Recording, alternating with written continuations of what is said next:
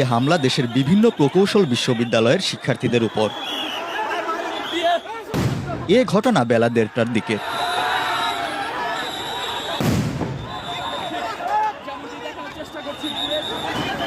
প্রকৌশল শিক্ষার্থীরা 3 দফা দাবিতে রওনা দেন প্রধান উপদেষ্টার বাসভবন যমুনা অভিমুখে।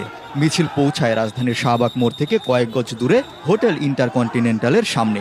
সেখানকার ব্যারিকেড ভেঙে কিছু দূর এগিয়েও যায়। তখনই তাদের উপর সাউন্ড গ্রেনেড নিক্ষেপ করে পুলিশ। এক পর্যায়ে শুরু হয় দুপক্ষের ধস্তাধস্তি। এরপর ক্রমাগত চলে সাউন্ড গ্রেনেড, কাঁদানো গ্যাস নিক্ষেপ, লাঠিচার্জ ও জলকামানের ব্যবহার।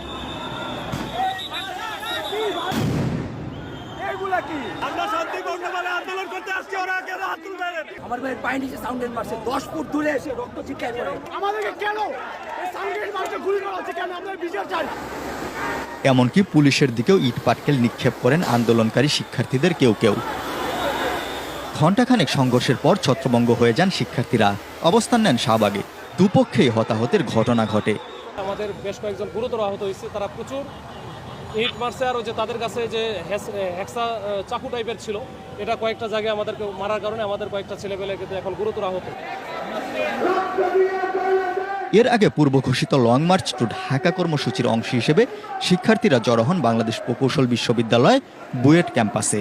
সেখান থেকে সকাল 11টার দিকে মিছিল নিয়ে তারা শাহবাগ অবরোধ করেন।